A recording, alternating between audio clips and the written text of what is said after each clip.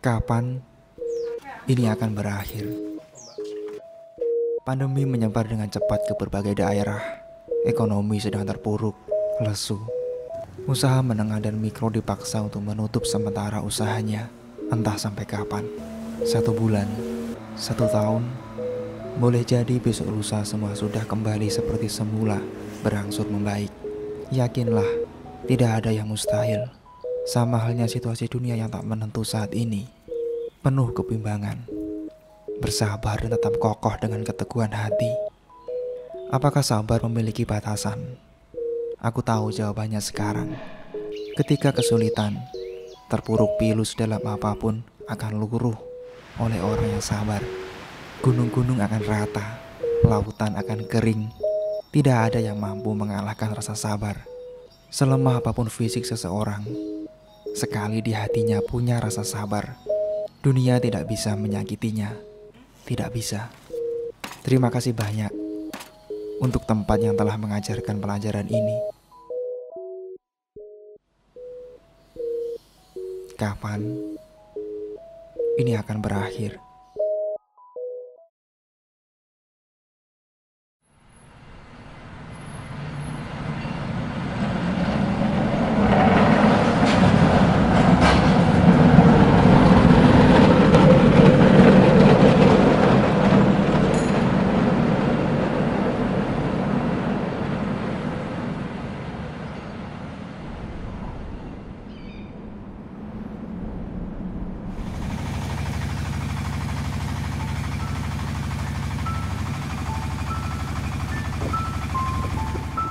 Karena COVID ini, istilah penggiling kan katakanlah menjerit. Kalau tidak punya alternatif usaha yang lain lah, sampingan yang lain, untuk nutup biaya produksi kita kalah, Mas. Terus persaingan semakin banyak, karena apa? Kan banyak yang ibu, terutama wanita ya, yang dulunya bekerja karena pandemi akhirnya dirumahkan. Nah, satu-satunya yang bisa dikerjakan lewat rumah kan online. Kalau kita lihat Tulungagung, sebenarnya kota ini punya banyak potensi. Kita sayang aja dengan banyak banget sumber-sumber mentah yang dipunya, kemudian ini tidak tergarap optimal seperti itu. Padahal kalau kita lihat ekonomi kreatif, industri kreatif, ini cukup menjanjikan sebenarnya. Untung ada kok Cimpulungan itu, dan bahasanya juga Cimpulungan laku. Jadi tiap gilingan yang ada di sini ya kesemuanya alternatifnya itu, Mas. Kalau kita sendiri tidak buat Cimpulungan, waduh, bisa berhenti ini gilingan.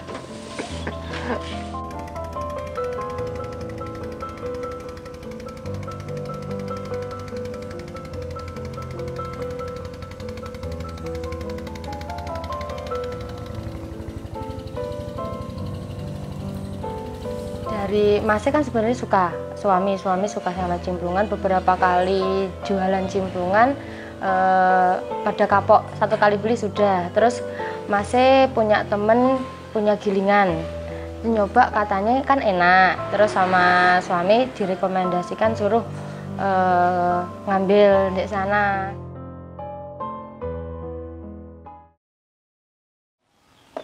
Monggo Mas, Cimpulungannya Mas.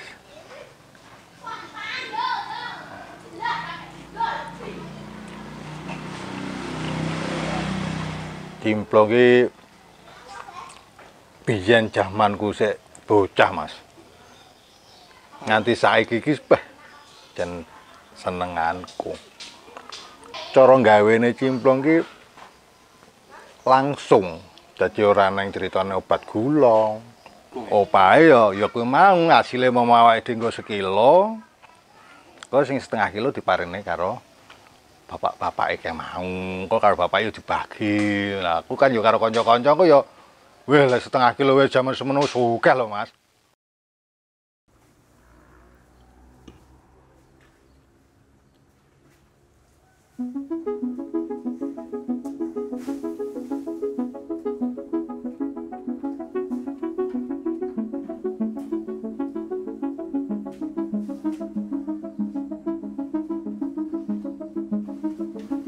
Kalau kita lihat secara histori, mungkin baru muncul beberapa tahun, beberapa bulan, beberapa waktu ini aja. Kalau sebelum-sebelumnya ini lebih ke makanan-makanan yang digunakan untuk ya udah kita ngumpul bareng kayak gitu. Kita mencoba bikin bareng-bareng. Tapi seiring dengan adanya situasi-situasi kemarin yang benar-benar membuat kita harus berpikir ulang apa nih kira-kira yang bisa. Nah, ini mulai bermunculan. Ya namanya usaha terombang-ambing kok kita malah kalah. Supaya bisa menutup biaya produksi, kita harus mikir alternatif yang lain. Kok untuk buat cimplungan kan harus kita giling lah, katakanlah bikin gula. Jadi yo satu paket dijalanin saja. Ternyata alhamdulillah sampai saat ini malah jalan, bisa untuk menutup biaya produksi dan sedikit-sedikit alhamdulillah ada tambah pemasukan.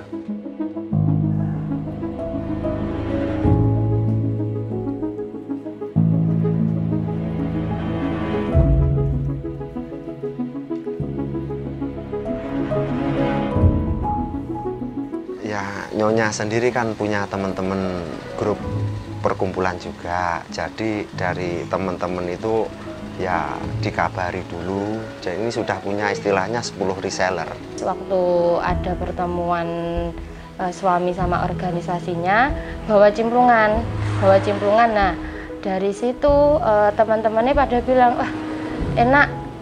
Daripada cuma dibawa waktu organisasi, kenapa kok nggak dijual? Karena si yang punya gilingan kan nggak paham masalah online. Siapa sing ngerti yo, sing iso dodol online. Terus suami sama titip nih bujuku, mas bujuku dodolan online. Dari situ ke saya gitu.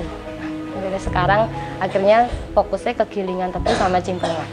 Ini bisa dibilang apa ya? Mereka mencoba untuk mencari solusi ekonomi dari kira-kira apa nih yang bisa kita garap, apa yang bisa kita kerjakan, dan ternyata ketemu itu tadi. Ini bisa menjadi dua value untuk promosi yang bagus sebenarnya. Ini tantangan untuk bisa membuat gimana sih agar produk ini itu bisa dikirim sampai keluar kota tanpa ada bahan-bahan yang berbahaya gitu. Dalam artian adalah pengawet dan lain-lain. Untuk anak-anak yang mungkin pernah belajar komunikasi, kemudian pernah belajar desain, gimana caranya agar membuat sebuah packaging yang menarik. Nah, jadi sebenarnya hanya dari satu kotak plastik cimplung ini, engagementnya banyak. Orang-orang yang bisa terlibat di dalamnya untuk membesarkan ini dan meng-up nama daerah itu gede.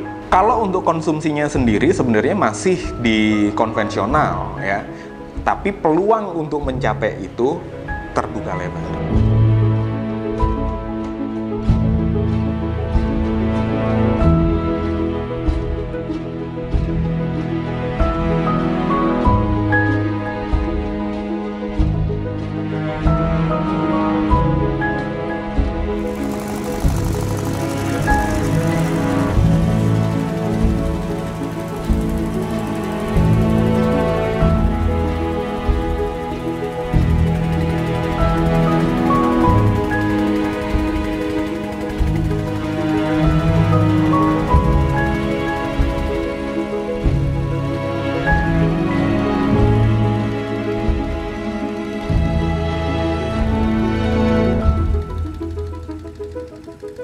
Untuk daerah Galek sama Blitar kan belum ada gilingan.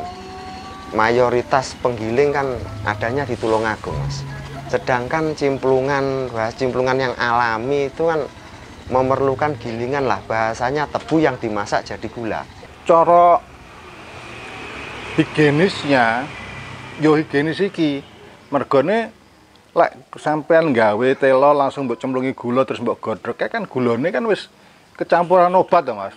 Wis kan gula wis dadi digodhog meneh lah. Untuk gula menjadi atos menjadi kristal kan ana obat ya, Mas. Nek ndak diobate kan ora iso atos, mangga blenyek ae kan ngono.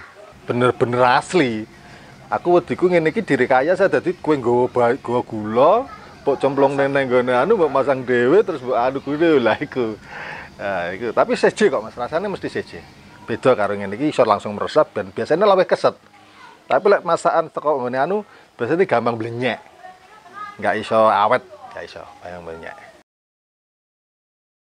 Pertama kali promo 7 kilo pesanan kok pada suka, komennya bagus-bagus. Akhirnya itu dari situ ketemu gilingan yang bagus, ketemu cimplungan yang bagus, akhirnya buat jualan cimplungan dari situ. Ya sebenarnya termasuk aset Tulungagung saja nih Mas. Perspektif kita jangan lokal, jangan cuman Tulungagung. Oke, Tulungagung atau kawasan lokal itu adalah triggernya, tapi kita harus mampu untuk berinovasi dan melihat secara lebih luas, secara lebih global. Karena sayang aja, ini kita bisa promote sampai tanpa batas negara, tanpa batas zona waktu dan lain-lain, tapi kita membatasi diri hanya di situ-situ aja gitu kan. Padahal kita di luar sana banyak loh orang-orang yang menginginkan. Kalau kita lihat kasus Mbak Pia deh, Mbak Pia Patok Jogja itu kan dia nggak lama kan, lifetime-nya paling cuma seminggu, 10 hari, tapi bisa kemana-mana. Mendoan Purwokerto juga seperti itu, tapi bisa kemana-mana. Nah, cimplung yang bagus itu warnanya agak kehitaman, karena cimplung kan yang beredar di masyarakat kan ada 2 warna, yang keemasan, kuning-kuning keemasan sama yang kehitaman. Kalau keemasan itu rata-rata diberi pewarna, memang lebih bagus, cuma untuk rasa lebih bagus yang kehitaman gitu. Masyarakat juga lebih suka yang cimplung yang warna kehitaman. Jadi viral-viralan, kalau viral sukun semua jual sukun. Tapi kalau namanya rezeki kan tidak kemana tuh Mas. Ya kalau pemasaran sendiri itu lebih gencar, mungkin katakanlah dibantu untuk pemasaran, itu malah kita sendiri suka Mas. Soalnya katakanlah untuk di Kacangan sendiri kan semuanya gilingan juga alternatif kecimplungan, dan sedikit-sedikit sudah jalan. Cuman untuk menambah pemasukan kan apabila cimplungannya semakin banyak yang laku, kita sendiri kan ya dikit-dikit ada untungnya Mas. Soalnya bahasa alternatif ini sebenarnya kan keterpaksaan juga, karena giling dirasa karena COVID juga sangat berat. Akhirnya kita kan menemukan yaitu penemuan alternatif cimplungan untuk menutup biaya produksi. Kebanyakan kan memang diawali dari satu rumah dan satu produksi sederhana, kemudian pertama satu jalan dulu, berubah jadi satu kawasan, satu desa, dan banyak tempat yang lain. Nggak menutup kemungkinan itu bisa terjadi. Gitu. Daripada kita mengadopsi ke jenis-jenis makanan dari kota-kota lain, ya kenapa nggak kita adopsi, kita kembangin yang sudah ada aja. Harapan kedepannya pandeminya segera berlalu, untuk cimplungan pasarannya lebih luas lagi. Soalnya kan kebanyakan yang tahu cuma daerah Tulungagung, Blitar, tapi luar Blitar kan kebanyakan belum tahu gitu. Soalnya nggak semua gilingan bisa buat cimplung gitu. Pengennya seperti itu. Tapi ya muga-muga wae ana pengusaha utawa ya wis penake omong wong wira swasta sing iso gelem promosine utawa membuat ikon bahwasanya iki lho jajanan khas Tulungagung sing urung ana ning liya desa utawa liya kabupaten. Di tengah wabah seperti ini kita belum tahu sampai kapan ini akan berakhir, tapi sektor perekonomian tidak boleh sampai berhenti. Inovasi itu tetap kita perlukan. Sebenarnya kalau diberdayakan ini malah bisa jadi ikonnya Tulungagung kira-kira Mas. Harusnya kan. Okay. Saya Dimas Prakoso, saya sehari-hari sebagai dosen komunikasi dan penyiaran Islam Yayan Tulungagung, sekaligus International Relation Representative untuk Eropa, Asia, dan Amerika Yayan Tulungagung. Maya Wulansari nama saya. Mas Eko Mas.